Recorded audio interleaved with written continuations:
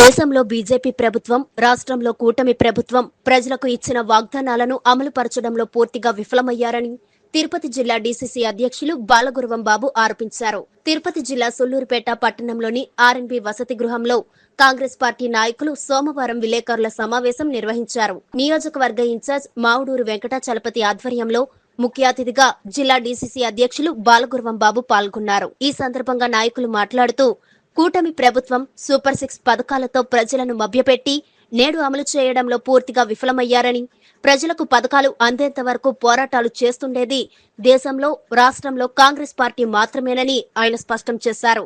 పోరాడాల్సిన YCP party ప్రజల కష్టాలను విమర్శిస్తే వైఎస్ షర్మిలారెడ్డి ఆదేశాలతో రాష్ట్రంలో కాంగ్రెస్ పార్టీ ఎన్నో ఉద్యమాలను చేసి మొద్దు నిద్రపోతున్న కేంద్ర రాష్ట్ర ప్రభుత్వాలను లేపుతున్నాయని వెల్లడించారు. కూటమి ప్రభుత్వం వచ్చాక పట్టణంలో మట్టి మాఫియా ఆగడాలు అద్దు అదుపు లేకుండా పోతుందని దుయ్యబట్టారు.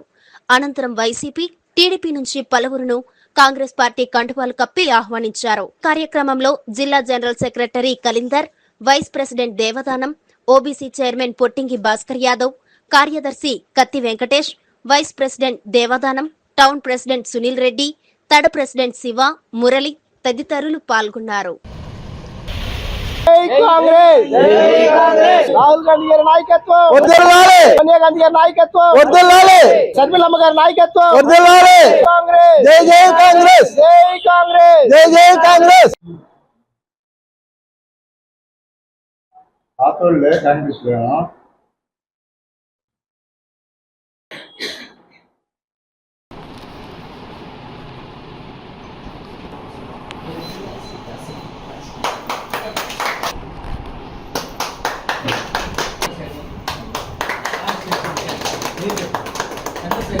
ఎన్డీఏ ప్రభుత్వం ఏర్పడి ఇన్ని రోజులు అవుతున్నా, ఇన్ని నెలలు అవుతున్నా వారి సూపర్ 6 అమలు పథకాలని అమలు పరచకుండా పోవడం వల్ల వైఎస్ఆర్సీపీ చేయలేనటువంటి పనులని ఈ రోజు మేము ప్రజాపక్షం తరపున దాదాపు ఇప్పటికే 36 కార్యక్రమాలని, ధర్నా కార్యక్రమాలు నిర్వహించడం జరిగింది. మా అధ్యక్షురాలు వైఎస్ షర్మిలారెడ్డి గారి ఆదేశానుసారం కలెక్టర్ ఆఫీసులో తాళీ బజావో కార్యక్రమాన్ని ఏర్పాటు చేయడం జరిగింది.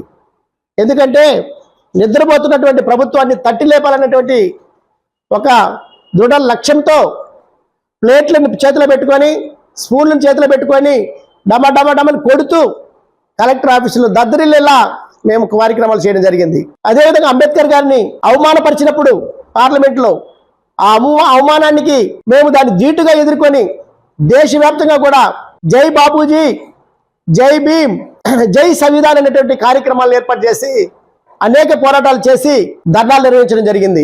అది మాత్రమే కాదు, ఈ రోడ్లు కుంటుపడినటువంటి రోడ్ల విషయంలో కావచ్చు, అదేవిధంగా విద్య, వైద్యం, ఉపాధి రంగాలలో కొత్త ఒరవడికను తీసుకురావాలని, కాంగ్రెస్ పార్టీ ఉన్నప్పుడు చేసినటువంటి కార్యక్రమాలని అమల్లోకి తీసుకురావాలని మేము దృఢంగా సంకల్పంతో పోరాటం చేయడం జరిగింది. కానీ ప్రభుత్వానికి, ఎన్డీఏ కూటమికి ఒకటే చెప్తున్నాం, మీరు మేలుకునేంత వరకు మీరు ఇచ్చిన హామీలు నెరవేర్చేంత వరకు కాంగ్రెస్ పార్టీ పోరాటం చేస్తుంది. మీ గుండెల్లో నిద్రపోతుంది మాత్రం కాంగ్రెస్ పార్టీ తరఫున ఈ జిల్లా అధ్యక్షుడిగా నేను మీకు హెచ్చరిస్తా ఉన్నాను. Thank you. ఈరోజు మన కాబోయే దేశ ప్రధాని రాహుల్ గాంధీ నాయకత్వం ఇంకా పటుత్వం కావాలని, ఖచ్చితంగా 29లో మా రాహుల్ గాంధీ ప్రధానిగా చూడాలనేసి మాకు చాలా ఆశగా ఉంది. అంతేకాకుండా మన సూళ్లూరుపేట పరిస్థితి ఎలా ఉందంటే, ఏ ఆఫీసులో కానీ పేదవాళ్ళు రోజు తిరగడం తప్ప ఒక్క పని కూడా కావడం లేదు.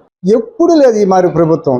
ఈరోజు మొన్నటిదాకా జగన్మోహన్ రెడ్డి గారు ఉన్నారు, ఆయన ఏదో చేసే 151 స్థానంలో ఆయనకి ఇచ్చి ప్రజలంతా ఆయన ఎన్నుకున్నారు. ఏది లేదు, ఆఖరికి బట్టను నొక్కేదానికి ఒక్కదానికే పరిమితి అయ్యాడు, ఇంకా దేనికి పరిమితి కాకుండా నాశనం చేసిపోయాడు.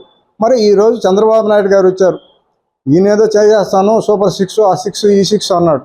పరిస్థితి ఎట్టుందంటే, ఆయన ఇతర రాష్ట్రాలకు ఇసుక అమ్ముకుంటుంటే ఈరోజు తెలుగుదేశం పార్టీ వాళ్ళు ఏరు కాదు, కాలువ కాదు, గుంట కాదు, మట్టి కాదు, అది ఇసుక కాదు, కోట్ల రూపాయలు అమ్ముకొని తినడం తప్పితే ఏ అభివృద్ధి కార్యక్రమాలు మాత్రం సూళ్లూరుపేటలో లేవు. కనీసం ఒక విలేజ్కి పోదామరా రోడ్డు మీద అంటే, ఓహో అమ్మ పోయేసి వాళ్ళ ఇంటికి వస్తామా రావా అనేసి. రోజుకి సూళ్లూరుపేట నియోజకవర్గంలో ఏదో ఒక యాక్సిడెంట్, ఏదో ఒక సమస్య, ఎవరో ఒకరు పోవడం, ఇదే పరిస్థితిగా ఉంది. పేదల బడుగు బలహీన వర్గాల గురించి ఆశాజ్యోతిగా ఉండి పేదలకి ప్రతి ఒక్క పనిలోనూ, ప్రతి ఒక్క జాబ్లోనూ, ప్రతి ఒక్క ప్రాబ్లమ్స్లోనూ ముందుండి ఫైట్ చేసి మరీ వాళ్ళకి హెల్ప్ చేస్తున్నాం. ఇప్పుడు వచ్చిన కూటమి ప్రభుత్వం ఏం చేస్తుందంటే పేదలని తొంగలో తొక్కి ఎవరైతే ధనవంతులు ఉన్నారో ఇసుక మాఫియా, గ్రైనైట్ మాఫియా అంటూ సూలూరుపేట మొత్తాన్ని ఒక మంచి నేమ్ ఉన్న సూలూరుపేటని వాళ్ళు వాళ్ళ స్వయ ప్రయోజనాల కోసం సూలూరుపేటని సర్వనాశనం చేస్తున్నారని మాకు తెలుస్తుంది.